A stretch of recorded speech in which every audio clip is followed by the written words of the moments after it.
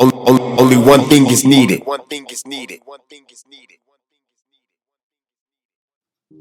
Hey, what is going on, guys? Thank you so much for joining me today on One Thing Studios. Today we are beginning daily bread. And what is that? It's like pursuing Jesus daily together. It's just going to be a supplement for the time that you should be spending alone with the Lord yourself. This is not meant to be your time alone. This is not meant to be the only time that you spend with Jesus throughout the day. This is just a supplement, just a little bit of the word coming to you, and it may be something different than what you read today, which is great. Okay, so we're going to be starting in the book of Proverbs. We're going to be starting in Proverbs chapter 6. Why are we starting in Proverbs chapter 6? I want to start in it because I want to dive into the 6 proverb poems that Proverbs 6 has. We're going to be spending 6 days on each of these poems. So the first poem is Proverbs chapter 6, verses 1 through 5. That is what we will be in today. Why do I not want to just say, here's what Proverbs 6 teaches? Because I want to take the time to get down, to get into the depths of everything. Let's get down to the nitty-gritty. Let's get down to the nitty-gritty. I want to get in the nitty-gritty of what each of these proverb poems says, what it is deeply saying. I don't want to just go through an overview of the whole chapter. And that is what daily bread is going to be. It's not going to just be, hey, this verse says this, but it's going to be, this is what these verses say. Here's some meaning, here's some depth into it. I don't want us to just read a word of God and then say this surface level is the only encouragement I get. Like, let's get a little bit deeper. Let's see what it's saying. Let's see how we can apply it to our lives in everyday life, or just throughout our lives as a whole, in wisdom and in understanding. That's what the Proverbs are for us to gain wisdom and understanding in reading them. So the best thing to do in the Proverbs, like a wise thing to do, is to read them slowly and carefully, and not just read a whole chapter and go, okay, I got wisdom from that, but to read them slowly and carefully. So our church's small group is reading a proverb a day. Today we are supposed to be on Proverbs 6. I have read Proverbs 6, but for you guys and for us together in this community on YouTube, I want us to take it slow. I want us to be methodical. I want us to be purposeful in what we are reading and how we are pursuing Jesus together as a family on here on YouTube. And so I'm going to read it. I'm not going to put it on the screen for you guys. I'm going to read Proverbs 6, 1 through 5. We'll discuss what it is saying, what it means, and from there, how we are gaining wisdom from that and how we can apply it to our lives. And then we'll be done for the day, and I'll see you tomorrow for the next proverb poem. So if you want to, you can go ahead and read ahead tomorrow for the next proverb poem. But I'm going to do my best at putting out daily bread that we can get on together. And hopefully I'll have other people on here that will give encouragement as well, instead of just me, because I don't want it to just be me always, but I want to be able to have other people on here who have poured into my life personally to come on here and encourage you as well. So guys, let's go ahead and get straight into it. Like Nacho said, let's get down to the nitty gritty. We're going to be in Proverbs chapter 6, verses 1 through 5, as I already said. And here's what it says. I will be in the ESV pretty much every time that we're on here. Okay, here's what it says. My son, if you have put up security for your neighbor, have given your pledge for a stranger, if you are snared in the words of your mouth, caught in the words of your mouth, then do this, my son, and save yourself, for you have come into the hand of your neighbor. Go, hasten and plead urgently with your neighbor. Give your eyes no sleep and your eyelids no slumber. Save yourself like a gazelle from the hand of the hunter, like a bird from the hand of the fowler. What this poem is talking about is being careful and warning us against going into lending or borrowing with someone else, with a neighbor and with a stranger, as verse 1 states. So it's like warning us about going into something carelessly, like really just carelessly going into something, into co-borrowing with someone else. Like you would call it co-signing nowadays, like someone co-signs on a loan for someone else. It's warning us against accepting responsibility for someone else's financial burdens or someone else's debt. It's warning us against that.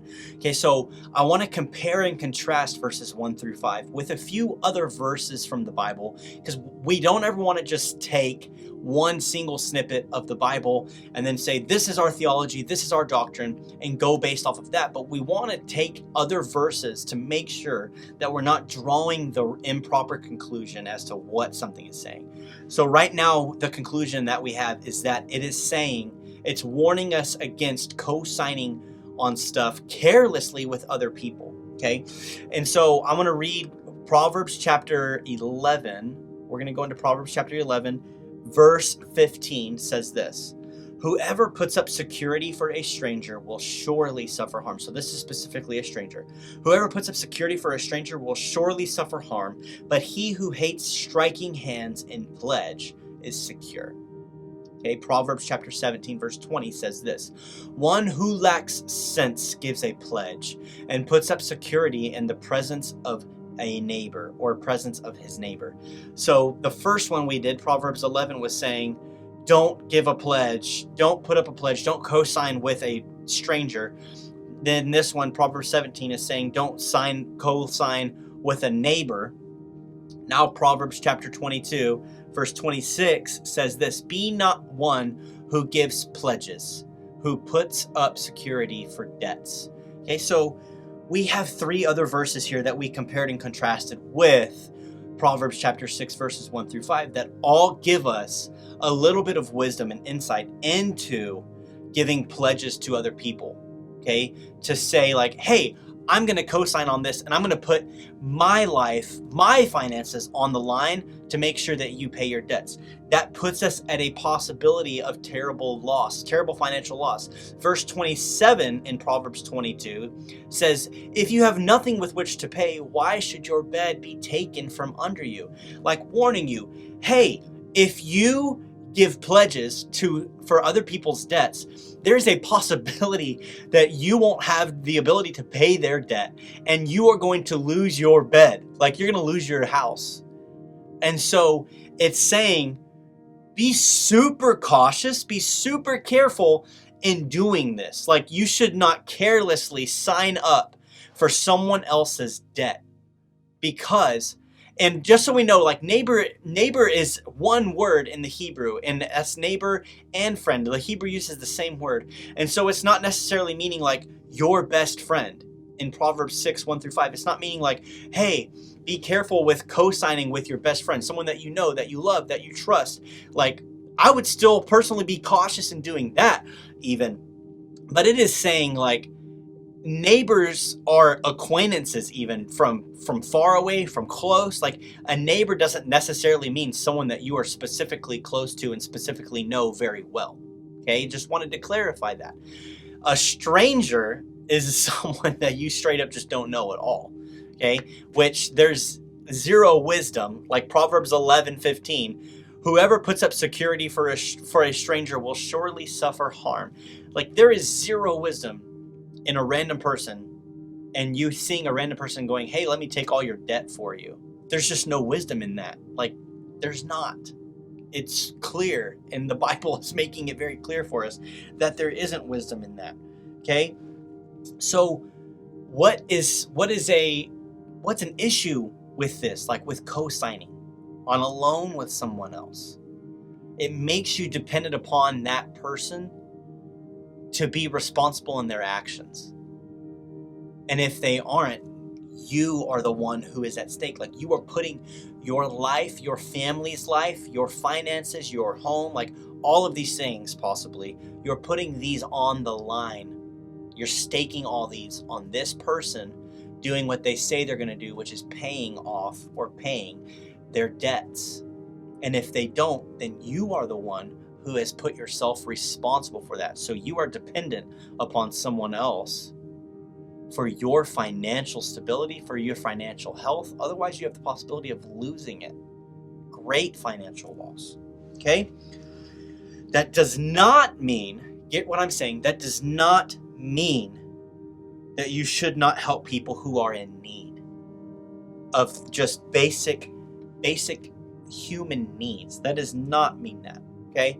So let's look at Matthew. Matthew chapter 5, verse 42 says this. This is Jesus. Give to the one who begs from you, and do not refuse the one who would borrow from you. Okay? Leviticus chapter 25, verse 35 says this. If your brother becomes poor and cannot maintain himself with you, you shall support him as though he were a stranger and a sojourner, and he shall live with you. It's important. So it's important. Like I just said, we're not helping those who are in need. Okay, that's not, I believe that's not what Proverbs 6, 1-5 is saying, to not help people who are in need. We are clearly supposed to help people who are in need. Jesus himself says so. Leviticus says so. The law says so. Okay, but we should not help people. Also, we should not help people as a means for profit. We shouldn't help people as a means for profit. So Leviticus 25:36, we just read 35, but 36 says this, take no interest from him or profit, but fear your God that your brother may live beside you. Okay? Exodus chapter 22, verse 25 says this, if you lend money to any of my people with you who is poor, you shall not be like a moneylender to him, and you shall not exact interest from him. So, it is important that we give to those in need. It's important that we do that we help those who are truly in need. And it's important that if we are helping them, we're not helping them for the means of profit or gain of ourselves. So we should not be exacting interest on people. Like if it's like, here, you can borrow $100, and then they're like, oh, thanks. And one day they come to give you $100 back, and you're like, oh, sorry, there's interest on that, by the way. Like that compounded over the last month and a half, so now it's $105. Like you owe me $105. Like I hope that you can hear that scenario and hear the heart behind that, and hear how that's not like a cheerful giver. That's not giving in love. That's not like literally helping out a brother, but that's like, how can I make profit? How can I make gain off of this person who is poor?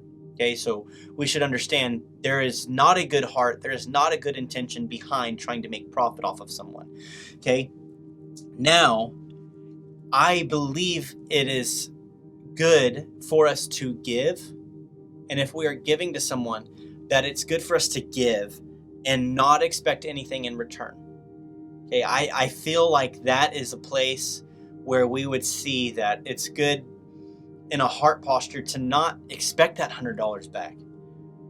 Because then there's always this place of like, I gave Jim $100 a month and a half ago. Like, I really am wondering when I'm going to get that $100 back. And now there's always like this place in our minds when we see them like, yo, you owe me $100, by the way, you know, or they owe you like $200 and they take a vacation. You're like, I can't believe that. Like that person owes me money, you know, and now they're taking a vacation. That's irresponsible. That's blah, blah, blah, blah, blah. They owe me money. So I feel it is a good idea, like when we are giving to people, to just give and expect nothing in return. Like if they want to bless us one day, cool, awesome, that's great. You know, but it's good for us to give and expect nothing in return. Like we see an example to a degree of Jesus feeding the 5,000. You know, he multiplied the fishes and the loaves. He gave to them. Like they were needy. They needed food. They were far from town. There was nowhere for them to be able to buy enough food, or they didn't have the money to buy enough food for all the 5,000 men, like excluding women and children. And Jesus, what did he do? He multiplied the fishes and the loaves, and he gave it to them. They were in need, and he just gave it. And there was nothing else required. There wasn't like, by the way, I'm going to give this to you if you have something for me in return. Then he even said to the rich young ruler, like, go and sell everything you have and give it to the poor. Give it to the needy. Okay? That is not, obviously we understand, that's not Jesus saying that's what all of us have to do. We're not even getting into that today. But it is an example. It shows an example of that it's important to help the needy, and it's important to help them and expect nothing in return, but just to help people out of love for God and love for them. Okay? Proverbs chapter 19, verse 17 says this, whoever is generous to the poor lends to the Lord, and he will repay him for his deed. when we are generous to the poor, like God is going to repay us for loving them and for helping them in their time of need. Loving them and helping them in their time of need. It doesn't say whoever is generous to the Lord or whoever is generous to the poor, like expect to get this back in return, but it's just like whoever's generous to them, like whoever just gives, you know? And so I think that's an important place in our hearts to have towards people, is to be able to give to them freely. Now, if you are not in the financial place to where you can just give out stuff all the time, that's okay. Like what we're looking at in Proverbs 6:1-5 is like, be wise with your money. Be wise. Okay, like steward what he's given you well. And yes, there is a degree of faith, like I can give and expect, like knowing that he is with me, he is for me, like he's going to provide for me and my family. But there's also a place of like, don't be stupid, you know, like be wise, pray about things, seek the Lord on things.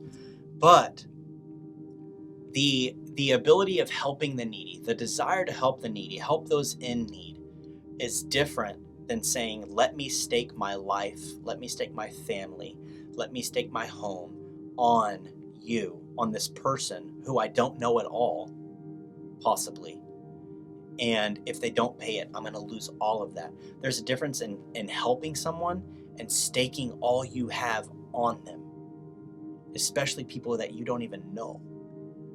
Okay, so it's extremely important to not make hasty, unwise investments or hasty, unwise decisions. Okay? 2 things.